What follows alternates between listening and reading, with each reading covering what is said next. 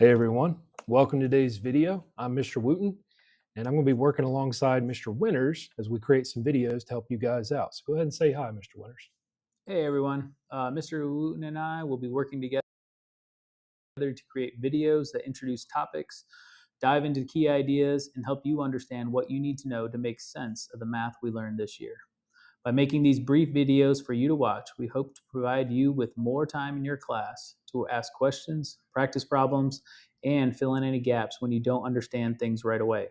Because it's math, and we all know that mistakes are going to be made. By flipping some of the time introducing ideas and taking notes to outside of the classroom, it should give you more time to work on the challenging parts inside the class with us each day. All right, now let's take a look at our first topic of the year as Mr. Wooten introduces you to polynomials. So as we begin to introduce or maybe even just refresh your understanding of polynomials, what we want to do is focus on a few key questions. First, what is a polynomial? When we use that term, what are we talking about? What do they look like? How can we discuss them? These are the basic principles or the basic ideas we want to start with. And really this first question, just what is a polynomial? Second, how is a polynomial named? What are the different ways that we can give names to polynomials to more easily identify some key important pieces of information, including things about the exponents that appear and also the number of terms that appear. So what are the ways we can name polynomials? And finally, what is the form known as standard form for a polynomial? Are all polynomials written in standard form or just some of them? Once we know what standard form is, in future lessons we'll see how that can help us to more quickly identify some important values that appear on the graphs of polynomials and to just understand some of the key features a little bit better. So now let's dive into the first question. What is a polynomial?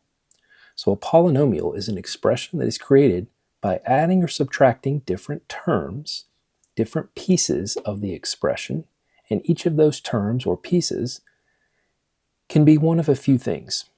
First, it can be a constant. It could be a number, like 5, -3, 248, and so on. Any number where we know the exact value of it is considered a constant, and that value can be part of our polynomial.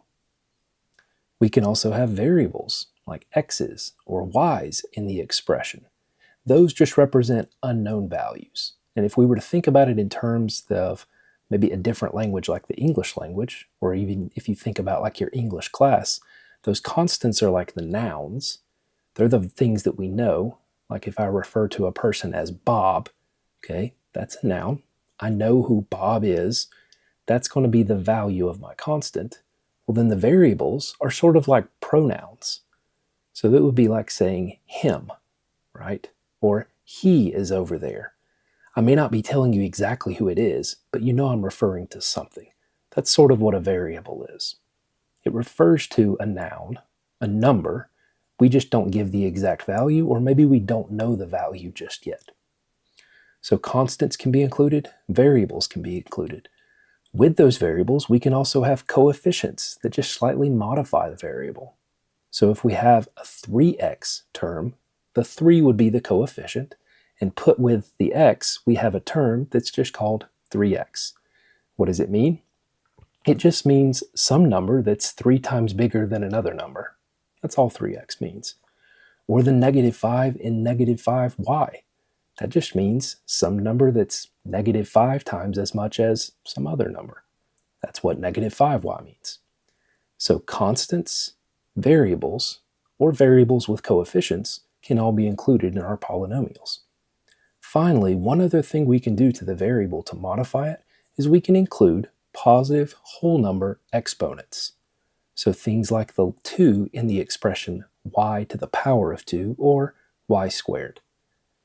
So anytime you see terms that are combined together by adding or subtracting them, it can be as small as one term or as many as 1,000 terms or even more. As long as you are just using these parts, you end up with a polynomial expression. So let's take a look at a couple of examples of polynomials. this first example, 7x to the 6th power minus x squared minus 7. This is a polynomial. I have a couple of different components that make this up. First off, I have a constant right here. Because I'm subtracting, I could think of that as a negative constant, negative 7. I have variables that each have exponents, x with an exponent of 2, and another x variable with an exponent of 6. Those are both positive whole number exponents, so that's okay. And one of these terms has a coefficient, this 7 right here, in front of the 7x to the 6th power. So that is a polynomial because it met all the criteria. Different variables with exponents, coefficients, and a constant all combined together by either adding or subtracting. Here's one more basic example. If I look at 5x minus 3, this is also a polynomial. If we go back through our different components that we're allowed to use, we have a constant. This is the number without the variable beside it. So just the number 3, or in this case, because of the minus in front, we think of it as negative 3. Then we have a variable, x, with a coefficient of 5. So our 5x term and our negative 3 term combine together to make a polynomial. So, are all expressions polynomials or just some? Let's take a look at a couple examples that are expressions in algebra, but they break the rule for what makes a polynomial. Take a look at this first example here. 2x squared plus the square root of x. This is a problem. Okay, put a little lightning bolt beside this to draw my attention to it. This is an issue because we cannot have our variable under a square root. This is not allowed in a polynomial. Okay. Next example that would be considered a non-example or a non-polynomial, 3x cubed plus 4x to the negative 2 power plus 3. Can you figure out why this one breaks the rule? It's because of this exponent right here. We are not allowed to have negative exponents with our variables. So that breaks the polynomial rule. Let's take another look at a different example of a non-polynomial. 8x squared minus 2 over x. Do you see the issue with this one? Well, here, this one might be a little tricky. We are not allowed to have a variable in a denominator in the bottom of what appears to be a fractional exponent. It's actually okay to have a number underneath the value of our variable. So we could have minus x over 2, but we're not allowed to have a variable in the denominator. That breaks the rule. Two more non-examples I want you to see. 4 to the power of x plus 3. Why does this one break the rule? Because in this case, our variable is an exponent. That's not allowed for a polynomial. It's an expression, but it's not a polynomial expression. And then finally, if we had 5x to the 1/3 power plus 3x squared minus 2, this also breaks the rule. All the exponents are positive here, but the problem is we have a fraction exponent. That is also not allowed. And this, in fact, is what is breaking the rule for the same reason that the square root of x was not allowed. Fraction exponents end up turning into radicals like the square root of x, or in this case, a fraction of 1/3 would be the cube root of x. So those sort of break the rule for the same reason. So these were non-polynomial examples. Next up, we want to talk about not just what a polynomial is, that was our first talking point, but the second question, how is a polynomial named? And a polynomial is named in one of two different ways. It can be named by the number of terms in the expression, but it can also be named by the degree of the expression. And it's at this moment we want to make sure we're clear on what we mean by this word degree. And the degree is simply the largest exponent in our polynomial. Okay? So when you're looking at a polynomial, the largest exponent in the polynomial is the degree. All right? Now, a couple things to pay attention to. If you had an expression that had variables like x, but no variables with exponents that are written, no x squareds, x to the power of 3, x to the power of 5, and so on. If you just saw x, well, anytime we write a variable like x without an exponent, there is an implied exponent of a positive 1. We don't write it because it happens so often that we need to write x. It would get annoying to have to write x with a power of 1 every time we wrote an x. So we typically leave it off. But it's really there. It's just implied. We don't actually write it when we write our variable x. So in that case, if you had a variable but no exponent was seen, there's sort of a hidden exponent of 1, so your degree would be 1. The other special case is what if all you have is a number in your polynomial, like simply a 6. So we know that's called a constant when we have a value but no variable attached to it.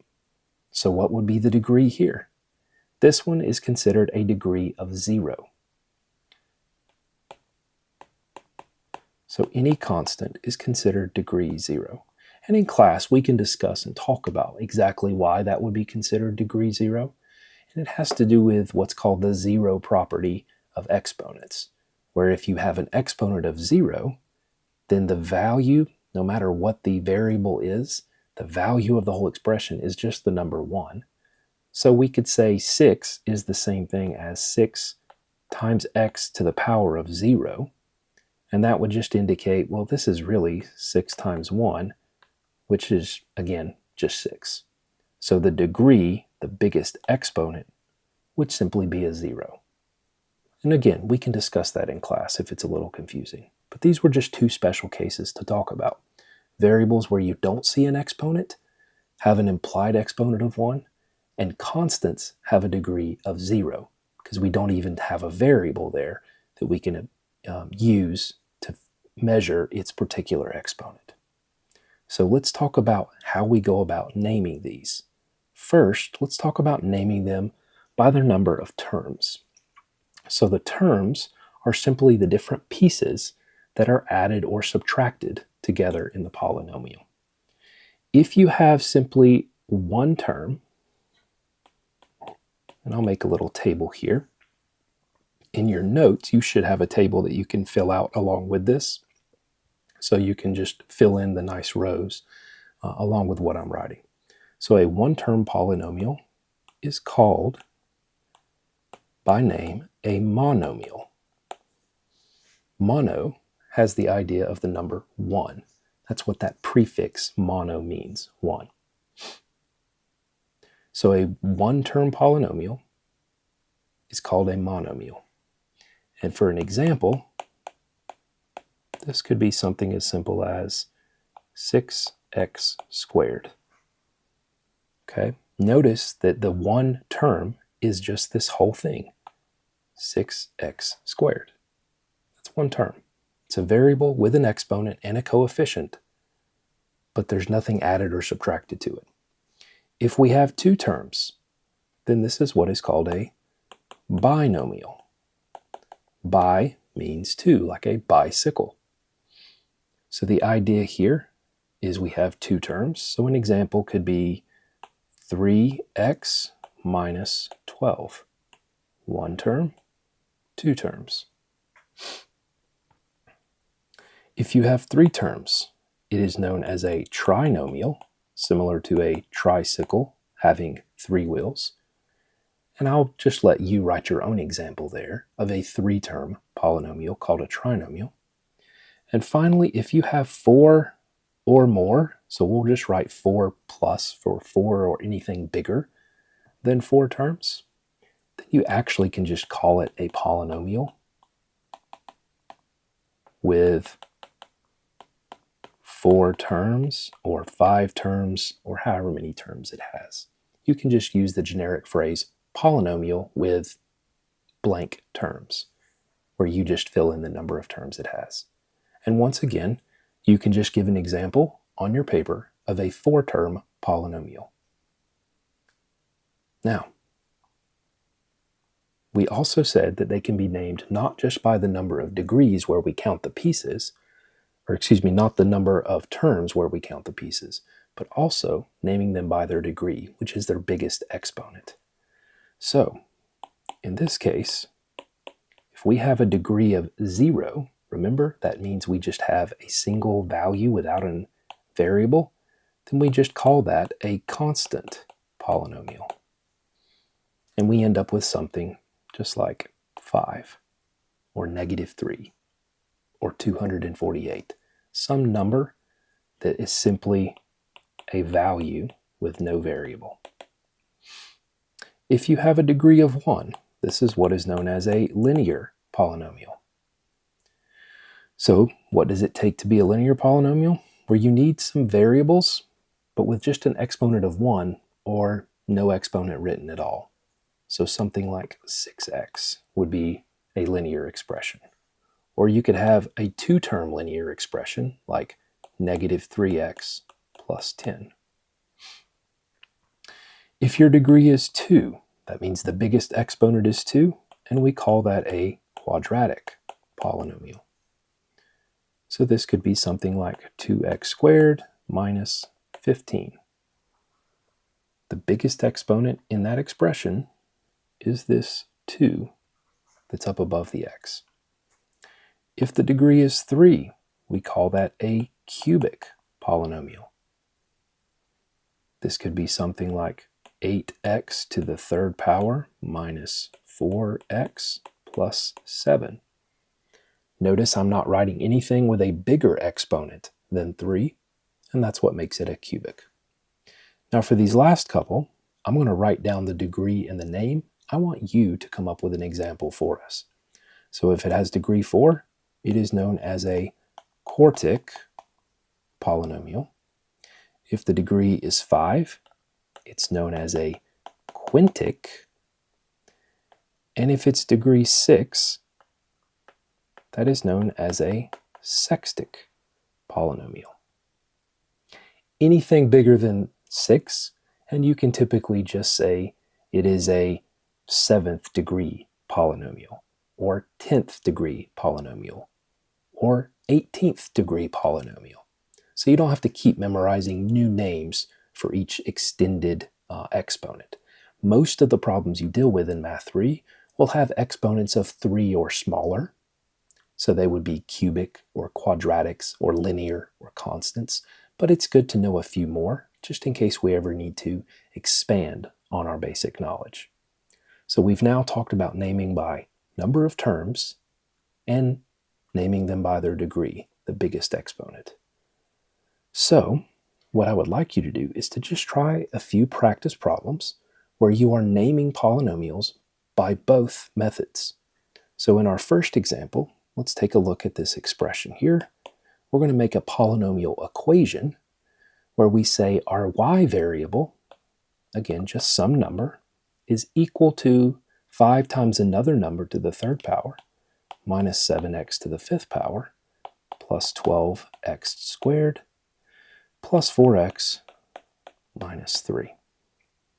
So here's a rather large polynomial, probably the biggest one we've seen so far. Let's talk about how we can name this. First, let's focus on what I personally think is the easiest of the two methods. That's to look at the degree. What is the biggest exponent that you see here? Remember that the exponents are the small numbers written above your variable, and hopefully you can identify this 5 as the biggest exponent. So we have a degree 5 polynomial. What's the name of a degree 5 polynomial? If you look back at your notes, hopefully you will see that we call this a quintic polynomial. Quintic means it's degree 5. But not only that, let's also figure out the number of terms.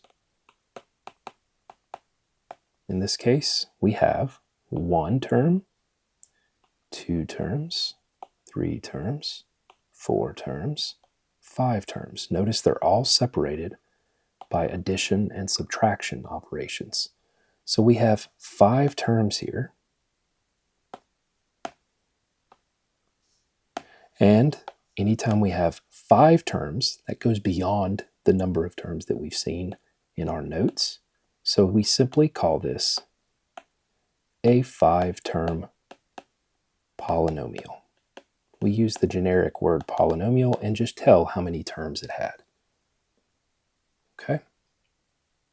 So this is an example of naming both by the degree and the number of terms. Now in your notes and in the practice that we're going to follow with this on the next day that you begin these practice problems, you'll probably see more examples where you're asked to name them in both methods, by degree and by the number of terms.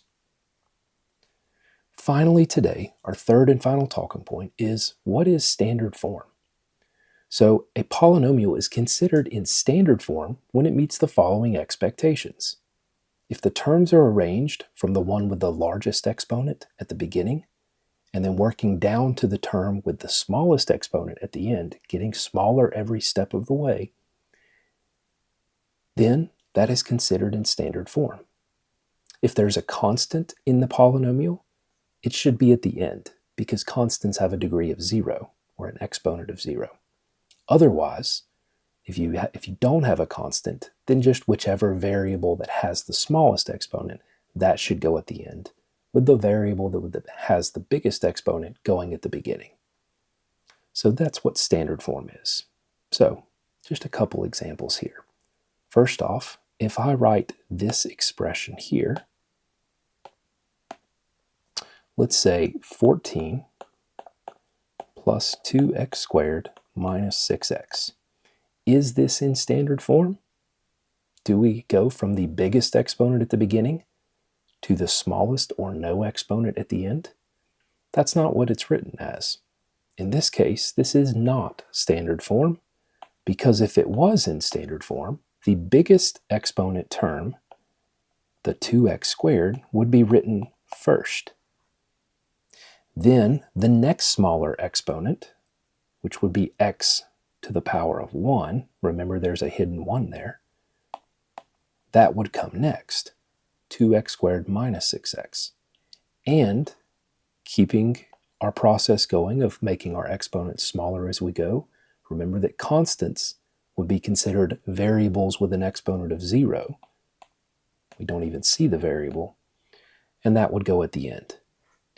So this one is in standard form, the way we have rewritten it. The original expression we were given was not standard form, because again, it did not have the largest exponent at the beginning, and it did not work down to the smallest exponent or constant at the end. So that's how we identify whether something is in standard form or not. And we'll talk about the advantages of having things in standard form as we move forward in this class. So finally, to recap, what is a polynomial? We talked about what makes an expression a polynomial and what the features are based off of the variables, the constants, coefficients, and being able to add and subtract different terms together.